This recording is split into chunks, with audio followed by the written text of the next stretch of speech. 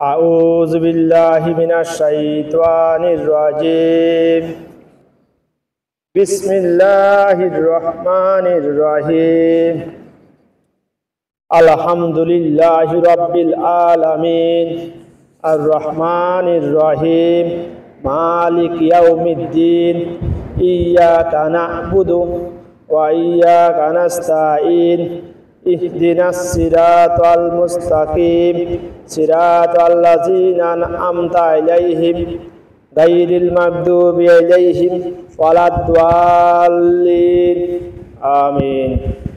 সূরা ফাতিহা উম্মুল কিতাব, এটাকে কিতাবের মা বলা হয়।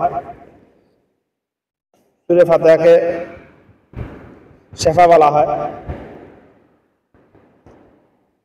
শেফা বলার অনেকগুলো কারণ আছে। শেফা কেন? শেফা মানে ওষুধ। শেফা মানে হলো ওষুধ। সূরা ফাতিহা কেমন ওষুধ? সূরা ফাতিহা কারো যদি পেটে কামড় দেয়, পেটে কামড়ায় না, বিভিন্ন কারণে পেটে কামড়ায়, সূরা ফাতিহা পড়ে, আউযুবিল্লাহি বিসমিল্লাহ পড়ে, সূরা ফাতিহা তিনবার পড়ে, ফু দিয়ে পানিগুলো পান করলে পেটের কামড় চলে যায়। কুরআন তেলাওয়াতের নেকি দুইটা দিক আছে, নেকি এবং ফজিলত। নেকি পাবে সহিশুদ্ধভাবে তেলাওয়াত করলে নেকি পাবে। ফজিলত পাইতে হলে ঈমান আনতে হবে। আমি কি তেলাওয়াত করলাম এটা বুঝতে হবে, অর্থাৎ কালাম আল্লাহ বুঝতে হবে, জানতে হবে, মানতে হবে, মিয়া মিয়া ঈমান আনতে হবে, তাহলে সে ফজিলত পাবে। ফজিলত মানে নগদ ফায়দা, নগদ লাভ।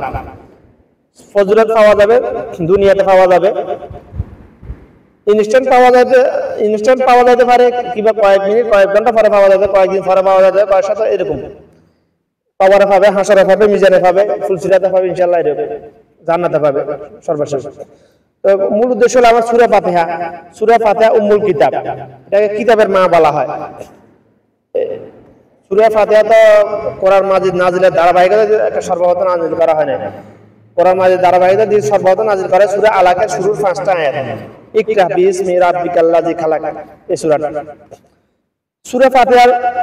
সূরা ফাতিহা হলো সর্বশ্রেষ্ঠ দোয়া। একজন মানুষ আল্লাহর কাছে যে দোয়া করে, আমরা যে নামা আসসালামু আলাইকুম ওয়া রাহমাতুল্লাহ, আসসালামু আলাইকুম ওয়া রাহমাতুল্লাহ সালাম ফিরানোর সাথে সাথে বিদাদিরা আল্লাহুম্মা আমিন ওয়া দাল্লিন আমিন, হাতে জানে, হাতের কথা জানে কি বলছে না বলছে, মাঝখানে দুই একটা কথা বোঝা যায়, আর কিছু বোঝা না, বা আমিন বাস শেষ। সুন্নাহ সম্মত যে আমলগুলো আছে ওগুলোকে দাফন করে দিয়েছে, ওগুলো করার সময় দিতে না, আর ওগুলোতে বিঘ্ন ঘটাইতেছে। ওদিকে গেলাম না। আজকে আমি সূরা ফাতিহা তাফসীর বলবো, সংক্ষিপ্ত তাফসীর বলবো। সূরা ফাতিহা এটা উত্তম দোয়া, অর্থাৎ একজন মানুষের দুনিয়া এবং আখিরাতের জন্য যা কিছু চাওয়া প্রয়োজন, দুনিয়া এবং আখিরাতের কল্যাণের জন্য যা কিছু চাওয়ার প্রয়োজন, আল্লাহ এই সূরা ফাতিহা নামক দোয়া নামক সূরা ফাতিহা সূরার মধ্যে সবকিছু ঢুকাই দিয়েছে। আলহামদুলিল্লাহি রাব্বিল আলামিন। সর্বপ্রথম আউযু বিল্লাহি মিনাশ শাইতানির রাজিম, আমি আশ্রয় চাইতেছি বিতাড়িত শয়তানের কাছ থেকে, জিন শয়তানের কাছ থেকে, পরম করিম রহম অসীম দয়ালু আল্লাহর কাছে, যিনি সর্বকুলের সৃষ্টি জগতের মালিক, আসমান জমিনের মালিক, আরশে আজিমের মালিক, আর রহমানির রহিম, যিনি অত্যন্ত দয়ালু, অত্যন্ত মহান, মেহেরবান, যার মতো দয়ালু মেহেরবান আসমানের জমিনে আর কেউ দ্বিতীয় কেউ নাই। মালিক ইয়াউমিদ্দিন, যিনি কিয়ামতের দিবসের মালিক, অর্থাৎ হাসরের দিনের মালিক যিনি। ইয়্যাকা না'বুদু ওয়া ইয়্যাকা নাস্তাঈন, আমরা একমাত্র তোমার ইবাদত করি, একমাত্র শুধুমাত্র তোমার কাছে সাহায্য প্রার্থনা করি। অর্থগুলো দেখবেন, আমরা আমাদের মানে জাহেলিয়াত হলো আমরা কোরআন তেলাওয়াত করি কিন্তু এটা অর্থ জানি না, তো এই জন্য আমরা এটা বুঝতে পারি না যে এটা দোয়া করতেছি আমি আমার জন্য। সালাত শব্দের অর্থ হলো দোয়া। ইহদিনাস সিরাতাল মুস্তাকিম, আমাদেরকে সরল পথ দেখাও। সিরাতাল লাযিনা আন'আমতা আলাইহিম গায়রিল মাগদুবি আলাইহিম ওয়ালাদ দাল্লিন আমিন, তাদের পথ নয় যাদেরকে তুমি আযাব দিয়েছো, গজব দিয়েছো, তাদের পথ দেখাও যাদেরকে তুমি নিয়ামত, অসংখ্য অগণিত নিয়ামত দান করেছো, হেদায়েত দান করেছো, হেদায়েত প্রাপ্ত করেছো, যা দুনিয়াতে জানাতে সুসংবাদ দিয়েছো, তাদের পথ দেখাও। গায়রিল মাগদুবি আলাইহিম ওয়ালাদ দাল্লিন আমিন। এখন আমরা যদি জানতাম সূরা ফাতিহা অর্থ যদি জানতাম, অর্থাৎ সূরা ফাতিহা মানে কালাম আল্লাহ, এক কথা কালাম আল্লাহ আলেম যদি আমরা হইতাম, তাহলে নামাজ সালাম ফিরানোর পরে আল্লাহুম্মা আমিন হাত তোলার প্রয়োজন পড়ে না আমাদের। সালাত আমার আল্লাহ বলছে, আমার আল্লাহ রাসূল সাল্লাল্লাহু আলাইহি ওয়াসাল্লাম বলছে সালাত শব্দের অর্থ দোয়া। সালাত শব্দের অর্থ দোয়া, সালাত না। সালাত মানে যেটা আমরা খাই, খিরিয়া শসা দিয়ে বানাই, গাজর দিয়ে, কাঁচা পেঁয়াজ দিয়ে, ওটা হচ্ছে সালাত। এটা হচ্ছে সালাত। সালাত শব্দের অর্থ হলো দোয়া। সালাত শব্দের অর্থ হলো আল্লাহ পাকের, একমাত্র আল্লাহ পাকের আনুগত্য করা, আল্লাহ পাকের একমাত্র আল্লাহকে সিজদা করা। সালাত শব্দের মৌলিক প্রথম শব্দ অর্থ হলো দোয়া। তা আমরা জানি না আসলে কি বলতেছি, নামাজের মধ্যে কি বলতেছি, আমরা কি আমার জন্য দোয়া করতেছি না কি বলতেছি কিছু জানি না, বুঝি না যে আমরা কালাম আল্লাহ বুঝি না, আলেম না। এই জন্য তালাবুল ইলমি ফারিদাতুন আলা কুল্লি মুসলিমিন, তালাবুল ইলমি ফারিদাতুন আলা কুল্লি মুসলিমিন, কুল্লু মুসলিমিন, কুল্লি মুসলিমিন, কুল্লু নাফসুন, একই কথা।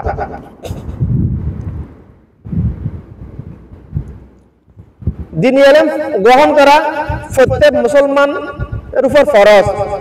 হাদিসটা সহি, হাদিসে হাসান, এটা কিন্তু ব্যাখ্যাগুলো গলত। এই হাদিসটা কিতাবে আছে, নূরের মাদ্রাসার এই কিতাবের মধ্যে আছে, ফটো না হয়, এটা ব্যাখ্যা তো ওদেরকে দেওয়া হয় না। কেন দেওয়া হয় না? ওরা ওই ধর্ম ব্যবসায়ীরা বলে এটা ছোট বাচ্চা, এরা কি বুঝবে? আর ছোট বাচ্চাকে আল্লাহ পাক যে জ্ঞান বুদ্ধি দিয়েছে বুঝার জন্য, ছোট বাচ্চা যেটা একটা শুনে ওটা মেমোরিতে সাথে সাথে সেভ হয়ে যায়। কারণ ছোট বাচ্চার কলমের মধ্যে তো দুনিয়াবি কোনো লোভ লালসা না, দুনিয়াবি কোনো চিন্তা নাই, আখিরাত বলতে কি বুঝে, আখিরাত নিয়ে কোনো চিন্তা নাই। এই জন্য সে তাকে যেটা বোঝানো হবে ছোটবেলা থেকে, সে ওটাই সারা জীবন মনে রাখবে। এই জন্য ছোট বাচ্চাদেরকে নুরানি, যে সকল বাচ্চাদের নুরানি, যে সকল জায়গায় নুরানি মাদ্রাসা আছে, নুরানি মাদ্রাসার বাচ্চাদেরকে হাদিসটা পড়ে এটা অর্থ বলতে হবে, এটা ব্যাখ্যা দিতে শুনাইতে হবে এদেরকে। এটা কে বলতে কি বোঝায়, ওইদিকে গেলাম না। আমরা সূরা ফাতিহা শুরুতে সর্বপ্রথম কি চাইতেছি? আউযু বিল্লাহি মিনাশ শাইতানির রাজিম, পরম করুণাময়, অসীম দয়ালু, রাহমাতুল লিল আলামিন, রাব্বুল আলামিন, আপনার কাছে আমি বিতাড়িত শয়তানের, চিরজাহান্নামী বিতাড়িত শয়তানের কাছ থেকে, জিন শয়তানের কাছ থেকে আশ্রয় চাইতেছি। আমাকে যদি আমার আল্লাহ যদি বিতাড়িত শয়তানের কাছ থেকে হেফাজত করে, শয়তানের কি 14 গোষ্ঠীর ক্ষমতা আছে আমাকে অসহায় দিয়ে, আমাকে দিয়ে কোনো ফাঁস করানো, কোনো বাঁচানো সম্ভব নয়। আল্লাহ পাক যদি আমাকে হেফাজত করে, আল্লাহ পাক যদি আমাকে যদি হেফাজত করে বিতাড়িত শয়তানের কাছ থেকে, জিন শয়তানের কাছ থেকে, জিন শয়তানের ক্ষমতা নাই মানুষ শয়তানকে দিয়ে আমাকে আমার কোনো ক্ষতি করার। জিন শয়তান কখনো মানুষের ক্ষতি করতে পারে না, সরাসরি ক্ষতি করে না, তারা সাহস পায় না। জিন শয়তান মানুষ শয়তানকে যে মানুষের ক্ষতি করে, এই যে মারামারি, এই যে এতগুলো হত্যা, এই যে পাথর মেরে দিনে দুপুরে মেরে ফেলেছে, পাথর মেরে এত বড় একটা পায় 15 থেকে 20 কেজি হবে না, 10 থেকে 15 কিলো ওজনের একটা পাথর দিয়ে দিনে দুপুরে প্রকাশ্যে পাথর মেরে হত্যা করেছে একটা মানুষকে। কত 5-6 দিন আগে দেখেছেন? ওটা আসলে কে করেছে? জিন শয়তান, মানুষ, ওগুলো হচ্ছে মানুষ শয়তান, ওদেরকে দিয়ে জিন শয়তান এই কাজটা করাইছে।